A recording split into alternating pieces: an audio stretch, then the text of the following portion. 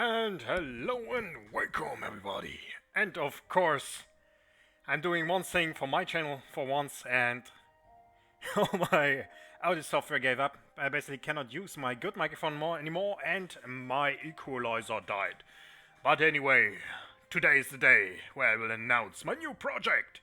And I've been working on this project for a while now, and we are actually realizing this one on a different channel than mine, and a German channel on Sykes. And yeah, here we are, Dwarf Fortress Roleplay with subscribers.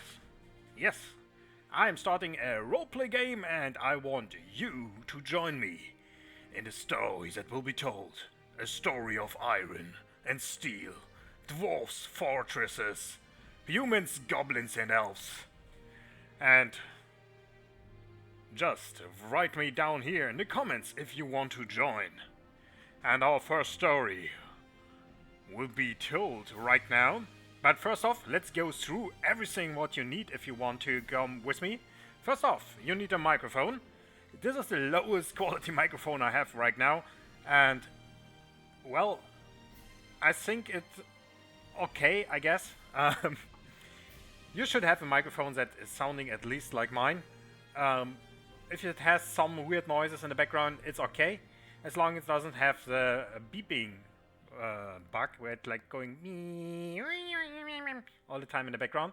I really don't want that. But as long as you have a microphone, you can write down in the comments that you want to join me, and then we will meet up on my TeamSpeak and make a microphone check. And then we will run... yes, of course. What I'm going to tell you about this problem. It starts beeping because I have my phone near me. Anyway,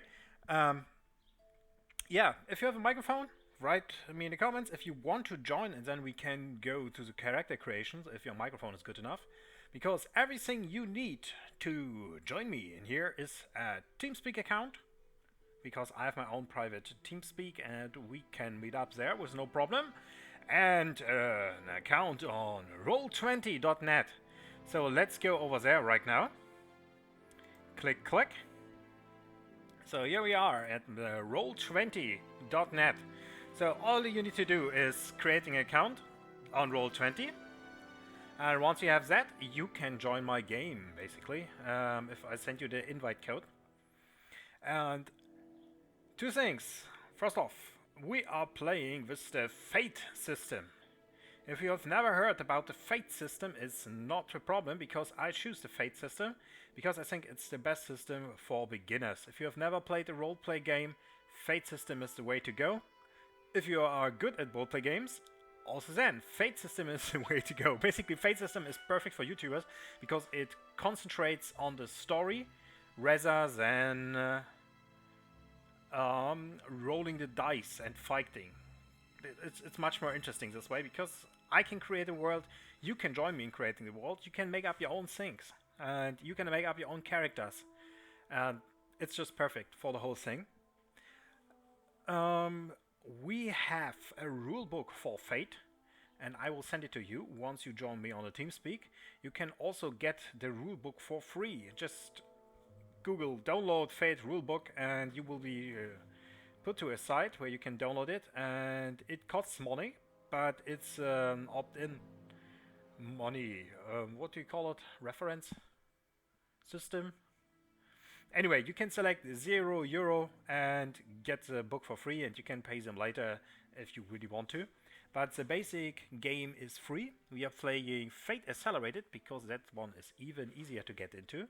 And we will play it on this background here, the roll20.net editor. I guess I can show you another game I am currently sitting in. Because we started two different games, one in the Dwarf Fortress universe with the same story that I want to play with you, and we started an steampunk universe, which we are currently testing. I basically tested everything just to make sure that we can just go in and play and have fun. The whole time. This is my other game right now. So you can, of course, you cannot read this because this is German. But let me just show you some stuff here. Like, we have this this background, which is basically like our playing table. We have a map because we are of course in Dwarf Fortress, so we need a Dwarf Fortress map. Then we have, what else did we do? If I remember correct, this should be a battle map. Yeah, we are currently in a siege in our game. And what? These are the characters. Here are the characters that are created right now that are interesting right now, and some information sheets for me. But anyway, let's go back to the games that we are about to play. The Steel Traders. We come to the story later. Right now, I'm going to show you how to create a character. Because what I want you to do before you join us here is I want you to imagine a character. And I want you to be creative with your character, because you can be everything, you can be everyone. Everybody has the same stats at the beginning. The only thing that is changing your character are the approaches and your aspects. And how that system works, I will show you right now, because we are going to create the first character that is going to be relevant in our story. And that character is going to be Bauta Gold Damp. So, when you are creating your character or thinking about the character, I will go with every one of you that wants to join. I can have up to 4 players in here. So, I can even have more players, but then I think it's getting kind of ridiculous, and the turn times are getting really long, and stuff gets less interesting. But we can have at least 4 players, and we can opt in and opt out. So, if one player has only time 1 week, and then he is going away for 3 weeks and then coming back, I can get him back in. And yeah, I built basically the whole campaign in a way where people can start playing and then leave the group and then come back later or stuff like that. But if you want to have a character here, you need to create a name. That's the first thing we are going to do. Just write it down somewhere, and when we are on my TeamSpeak and I hear like you are not having the worst microphone quality since the first Sound Blaster card or something, well, I will just sit down with you and create your character and even help you a bit to make things interesting. But first thing, I know when I'm talking I'm coming from point 1 and I'm going to under point 25 or something like that. But when you're creating your game, you need a name. That's like the first thing you need to decide on. What is my name? And there's a name scheme if you're a dwarf. Your first name is a dwarfish name. That's the first name. So if your player name in, I don't know, on YouTube is Shadowlord XX123, you should not name your character Shadowlord 1X. Okay, please come up with a good name. Yeah, even your name, if you are the Shadowlord, you can be Shadonia, Shadovma, something like that. Has to sound dwarfish. That's a dwarfish name. Okay, your second part of the name is one word and a second word. The first word is the first name of your father. The second word is your second name of your mother. So, Balta Goldamp's father's name was, let's call him Trizio Goldlight. So, gold. And his mother's name was Emira Glassdamp. So, damp. This is the way your name gets to be. So basically just write down 2 words, put them together in a name. And here we go. This is it. Okay, player journals are going to be visible for everybody. Only I can edit them, of course. Because otherwise this will be horrible. Okay, and setting text here. About a character. And he's going to be an NPC / PC, because I myself going to have some PC characters that are somewhat NPCs, so non-playable characters and playable characters. So they will be in the background. I will not actively be in your group, because I'm the guy that is telling you the story. Okay, choose a file. I think I already uploaded a face for my guy. This one. Come on. Can I not just drag and drop it? Oh no, looks like I have to choose a file. Which is bad because I didn't want you to see my private pictures like right now. Holy shit. You never saw that. Okay, Dwarf RPG. I think I need to put up a layer or something like that. What? Why the hell? Where is my... Okay, looks like I don't have a picture right now. Normally I could just drop it here. Drop a file. It even says it. Okay, now of course now it works. Yeah, but this is of course the wrong picture. I want this one. There we go. Don't need the token because there are no tokens in this game, other than the ones that I'm creating to give you more of a hint on where you are and where you can go. But everything else will be happening in your imagination, or in our imagination, because in the Fate system you can actively develop the world. Okay, so let's go to the character sheet. I already loaded the Fate Accelerated character sheet, so it's basic. Of course, my name is Bouter Golddamp. Golddamp. I'm not putting it in the description because that will be way too long. Basically, what you need to know about Bouter Golddamp is that Bouter Golddamp is from an old family of our fortress, and all have been traders. His mothers have been traders, his fathers have been traders, everybody has been a trader. And since he grew up, he was surrounded by just unimaginable wealth, artifacts, and training. Because from a very young age beginning, he was trained to take everything he can get and give nothing back. And that is Bouter's whole his whole description and what makes his character out to be. And with that, we are coming to the most interesting part about the Fate roleplay system, and that is that your character has aspects. So, my character is a trader. That is what he learned, that is what he is. So, everything he is doing for profit. He is just... If profit is involved, Bouter will be there. And that is why his high concept aspect will be... a second, what was my thing in German? Maybe I can.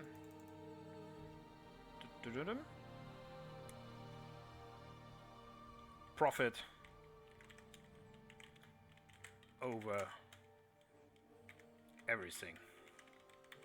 This is what Bouter's all about. He has a troubled aspect though, and his troubled aspect though is that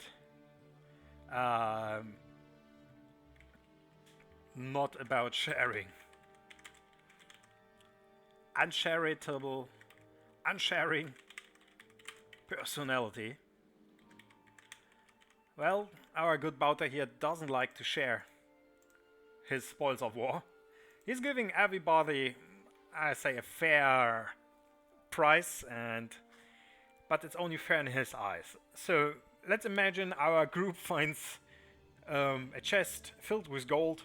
Our good Bouter here will not say, oh yeah, we found a chest with gold with us 5 guys, everybody should have a 5th. He's saying, oh nice, we found a chest of gold. I'm of course the leader of this of this expedition. So I'm getting 5 times more than you guys. Yeah, that sounds nice. Okay, so I'm getting 5 out of 6 gold coins. I'm getting 5, and then you are getting 1, then I'm getting 5, and then you are getting 1, then I'm getting 5, and then you are getting 1. That is the kind of person our good Bouter is here. And then there's more and more thing to the aspects, which we are going to talk about later. Because right now we need to write everything down before I forget everything again. And of course, our good Bouter here is a trader. And our Bouter is the expedition leader, which are most of his traits right here. He also, because he's a trader, he's just a trader with the Dwarf-Elvish people. He is also trading with humans and elves, so he kind of knows about everybody in the world. So here's international trading organization CEO. Here we go. He's also the expedition leader.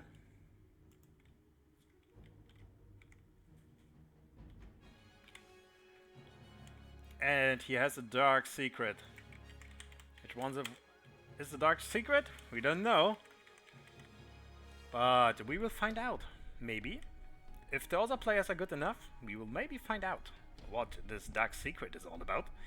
Okay, everybody gets 3 refresh. What that is about, I will tell you later. And everybody gets a stunt. And about a stunt is that once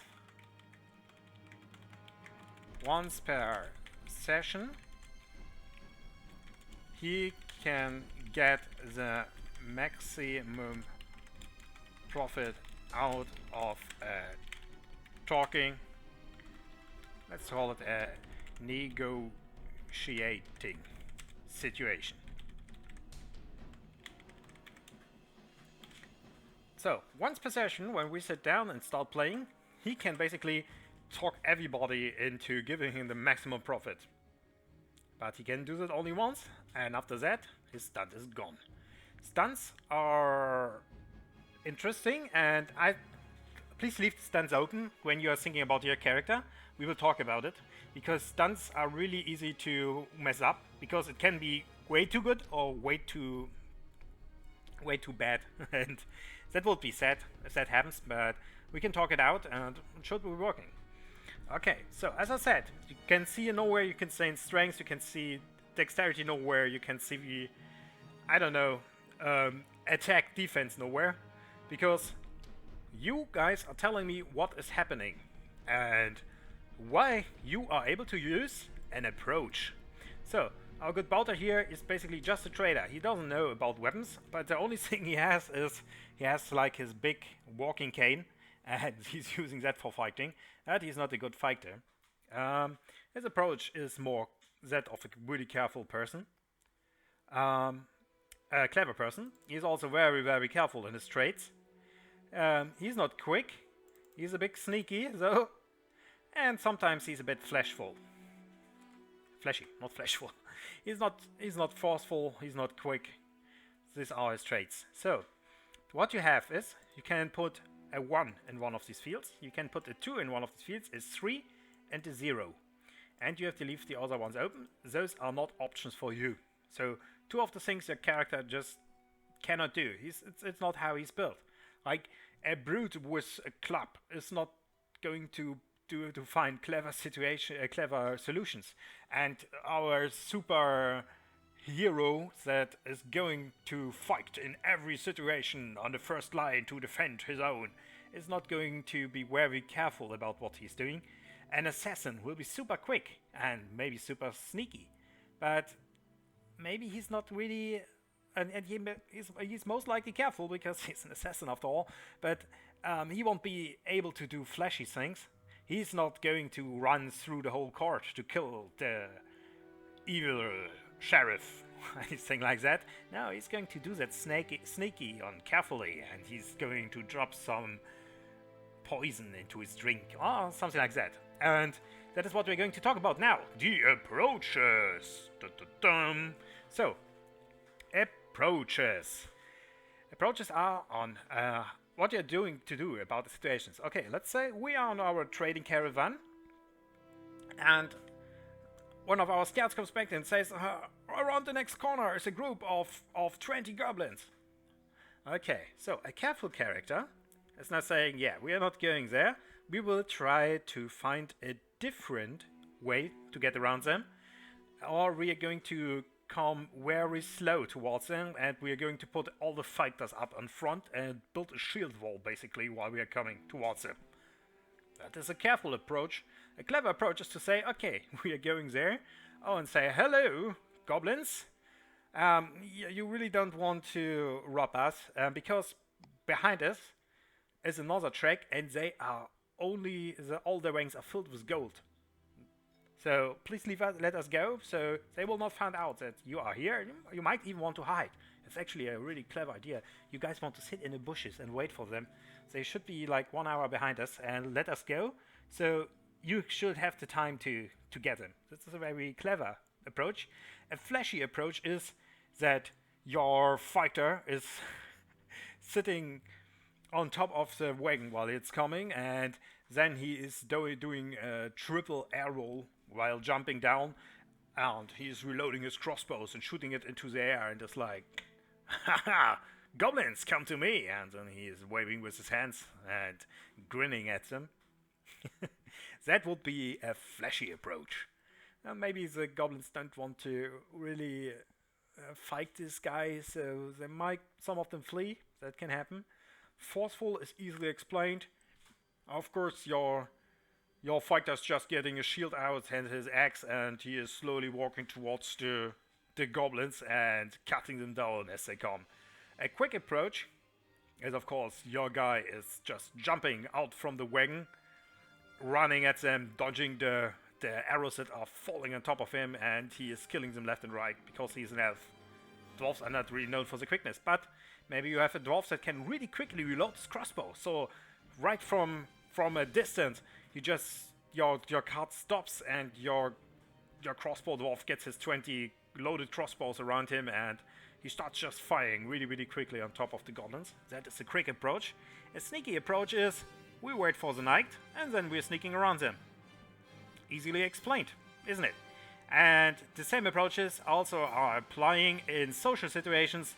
So you can try to tell someone or get someone to do what you want by doing something sneaky or something quick, like pickpocketing him, or forceful by shoving him aside, or flashy by telling him, oh yeah, but I am your king actually, and you should step aside, peasant. Or clever. Yeah, Mr. Bouncer, you don't want to let me go through here. Well, that's bad, because I am actually here to repair the pipes. Very clever approach, or careful, or just trying to find out how you can pass through. I cannot come up with something right now, but that's basically what Fate is all about, coming up with reasons and what your character will do in such a situation. Okay, and that's also what the stunts are about. Maybe your flashy character is really good if someone is looking at him, because everything he is doing, like in another roleplay game, right now we have a hunter that is not really about sneaking towards his prey. He's just screaming at his prey, telling him that he is the famous hunter. What was his name? I've totally forgot, sorry. But he is the famous hunter, and he is now going to kill this animal. And if people are looking, he is fighting even better, because that is a stunt. And yeah, because all his whole life goal is to become a legend and become an engraving in the big hall of his fortress, of the fortress where he was born and has been raised. So yeah, that could be a character. Just an idea. And the extras, we are writing down extra things, so just we don't forget about stuff. The stress is basically your health system. I don't want to talk about that right now. We cross that bridge once it's happening. Basically, you can take stress damage during fights, and then you are getting consequences from mild to moderate to severe when you are coming over 3. Or you pass out, and I can say what will happen to your characters, and you really don't want that to happen. Okay. Back to the aspects. As I said, your aspects are basically what is your character, who is your character. I have a very unsharing personality, and I have profit over everything.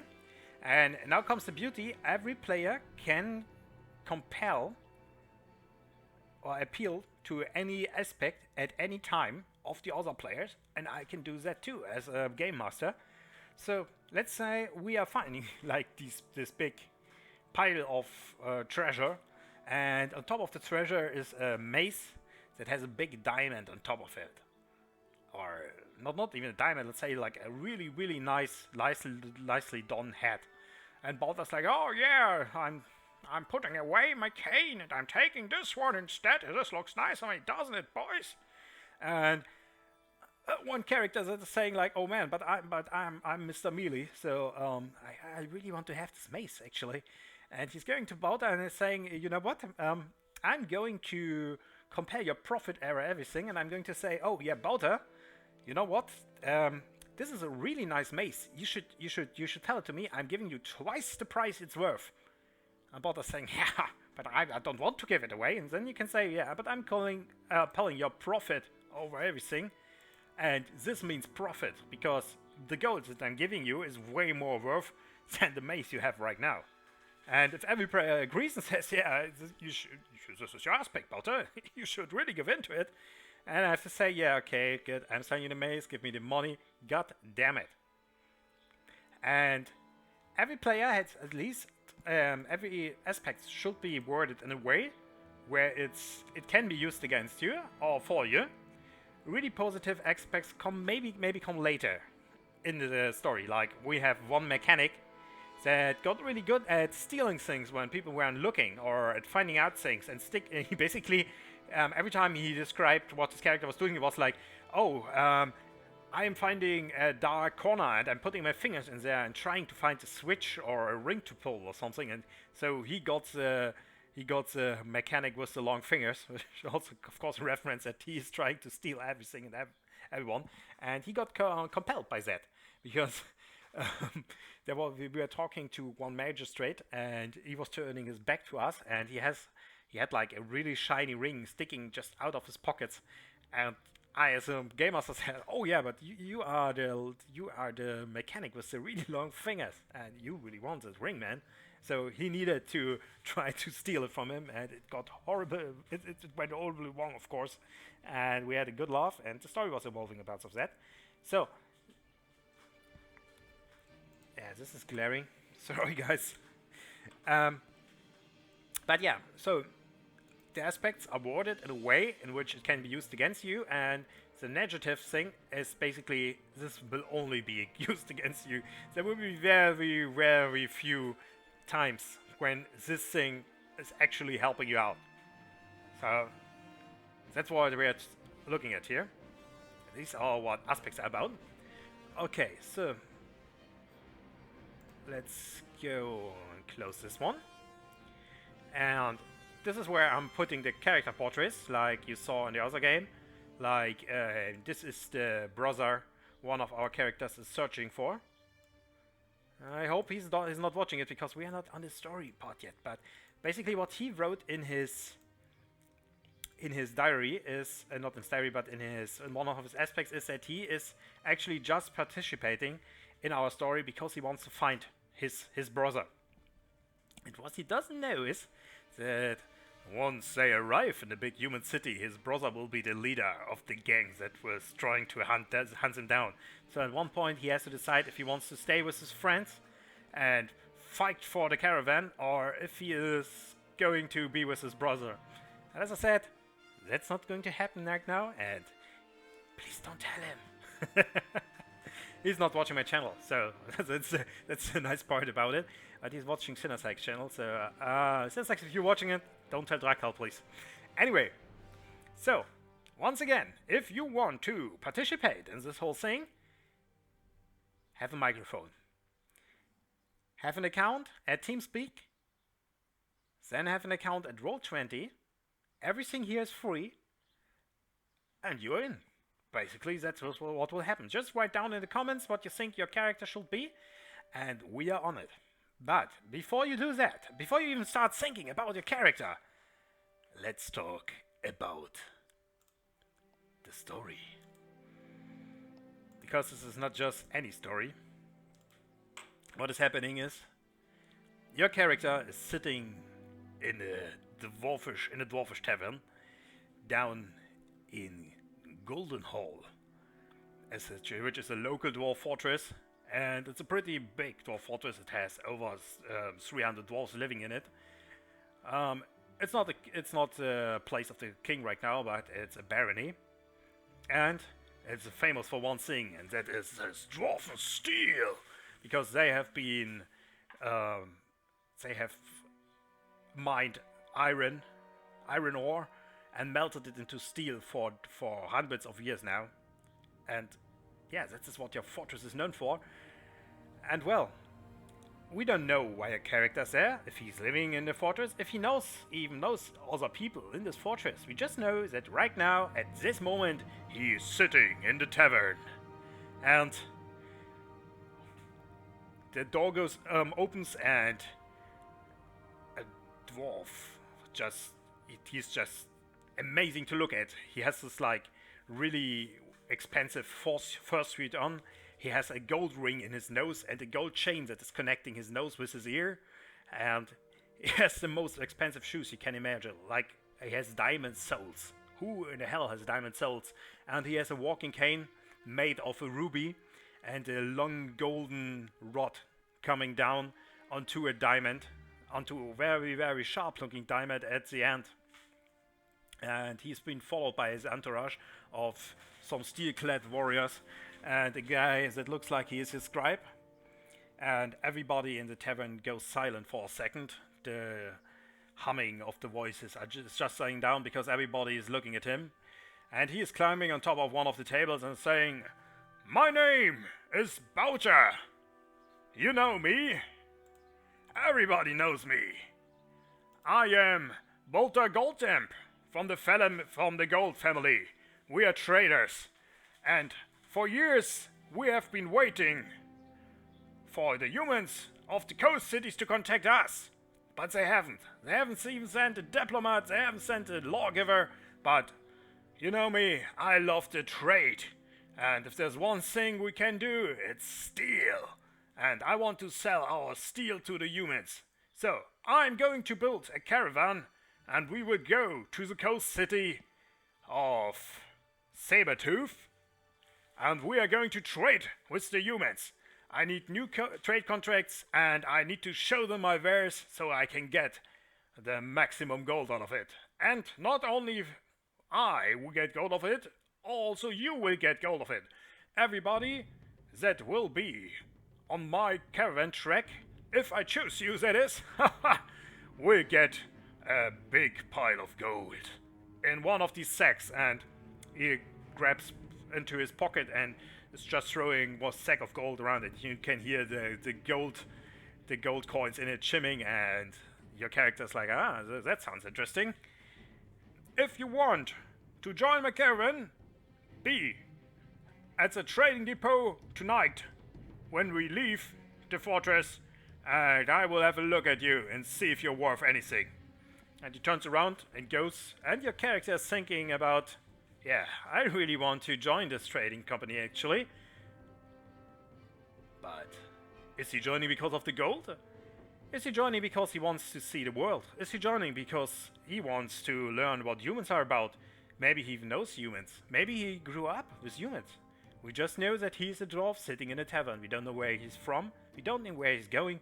We don't know if he had a job and it's now lost.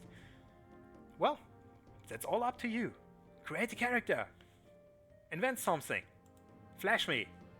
And if it's interesting, he will be with us. Or maybe join us later. Anyway, I hope I will see you in Dwarf Fortress Roleplay. I think I'm the first one actually doing it, which makes me quite proud. But anyway, I really hope you will join us.